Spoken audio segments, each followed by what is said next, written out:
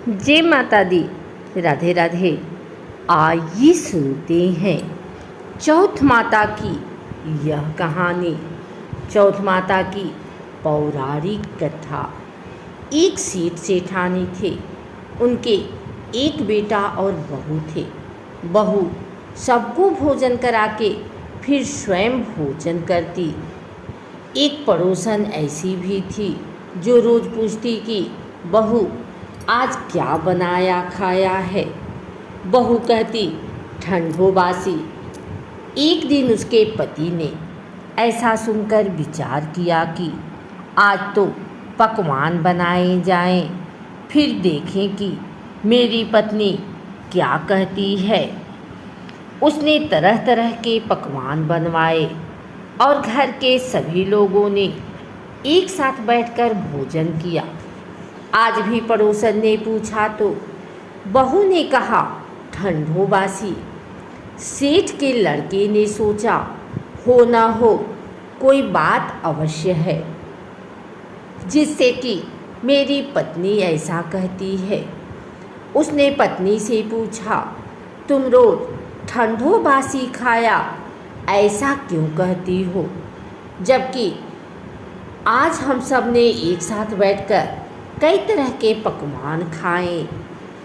उसकी पत्नी बोली आप लोग जो खा रहे हैं वह बाप बूढ़ों की कमाई है। जिस दिन आप कमा कर लाओगे उस दिन मैं समझूंगी कि ताज़ा भोजन कर रहे हैं। अब एक दिन लड़की ने माँ से कहा मैं एक बड़े शहर में कमाई करने जा रहा हूँ। माँ बोली बेटा अपने पास इतना धन है कि खाया नहीं खुटेगा। माँ के मना करने पर भी बेटे ने स्वयं कमाने का दृढ़ निश्चय कर लिया और जाते समय पत्नी से कहा मैं जब तक कमाकर बहुत सा धन लेकर ना आऊँ तुम चूल्हे की आग मत बुझने देना। एक दिन चूल्हे की आग बुझ गई तो वह मन ही मन घबराने लगी, कहीं मेरे पति पर संकट तो नहीं आन पड़ा। जल्दी से पड़ोस में से आग लाकर चूल्हे में रख दूं। ऐसा विचार करके पड़ोस में गई। वहाँ पड़ोसन चौथ माता का व्रत पूजन कर रही थी। पड़ोसन ने कहा थोड़ी देर में आकर ले जाना। बहू ने पड़ोसन से पूछा आप यह व्रत क्यों करती हैं, इससे क्या मिलता है। पड़ोसन ने कहा चौथ माता के इस व्रत को करने से अन्न लक्ष्मी मिले और अपनी मनोकामना पूरी हो। अब बहू भी चौथ माता का व्रत करने लगी। दीवार पर चौथ माता बनाई। उस दिन घी गुड़ का चूरमा बनाकर रात्रि को चंद्रमा को अर्घ देकर भोजन करती। ऐसा करते करते बहुत दिन हो गए। चौथ माता ने उस बहू के पति को सपना दिया कि साहूकार का बेटा तू जागे कि सोवे, तेरी पत्नी बहुत याद कर रही है, घर जाकर उसकी चिंता मिटा। तू दुकान खोलकर कंकु केसर का पगलिया बना के बैठ जा। आज तेरा हिसाब किताब चुकता हो जाएगा। अब तो चौथ माता ने जैसा कहा था वैसा ही हुआ। उसने घर जाने की तैयारी की और गाड़ी भर के धन दौलत लेकर चल दिया। रास्ते में एक बड़ा सा काला नाग फन फैलाए बैठ गया और कहने लगा आज तो मैं तुम्हें डसूंगा, छोड़ूंगा नहीं। आज तेरी आयु पूरी हो गई है।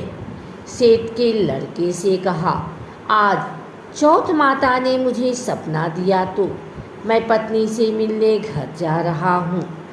वहाँ मेरी पत्नी बहुत चिंता कर रही है, मैं उससे मिलकर जरूर आऊँगा, तब तुम मुझे डस लेना।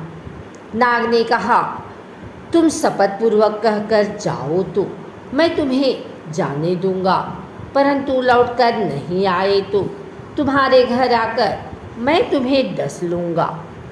इस प्रकार सर्प को वचन देकर वह अपने घर पहुंचा। वहाँ सभी से हंसी खुशी से मिला और भोजन करने के बाद उदास होकर बैठ गया। उसकी पत्नी ने उदास होने का कारण पूछा तो पति ने काले नाग वाली बात बताते हुए कहा, यदि मैं उसके पास नहीं जाऊंगा तो वह घर आकर ही मुझे डस लेगा। पत्नी बहुत चतुर थी। उसने कहा कि आप घबराओ नहीं, लेट जाओ, मैं एक उपाय करती हूँ। पत्नी ने कमरे की 7 पीढ़ी धोई। पहली पीढ़ी पर रेत, दूसरी पर इत्र, तीसरी पर गुलाल फूल, चौथी पर कंकु केसर, 5वीं पर लड्डू पेड़ा, 6ठी पर गादी गलीचा और 7वीं पीढ़ी पर दूध का कटोरा भरकर रख दिए। इस प्रकार वह 7 ही पीढ़ी सजाकर बैठ गई।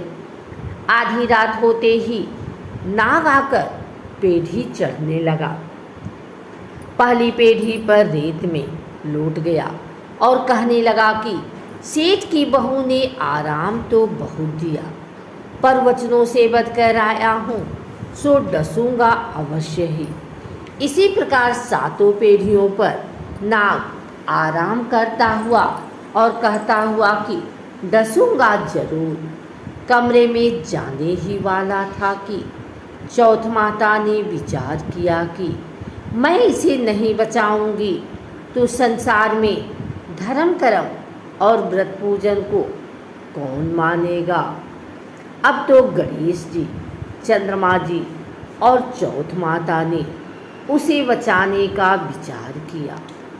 चंद्रमा जी ने उजाला किया, चौथ माता ढाल बनी और गणेश जी ने तलवार लेकर नाग को मार दिया और ढाल से ढक दिया।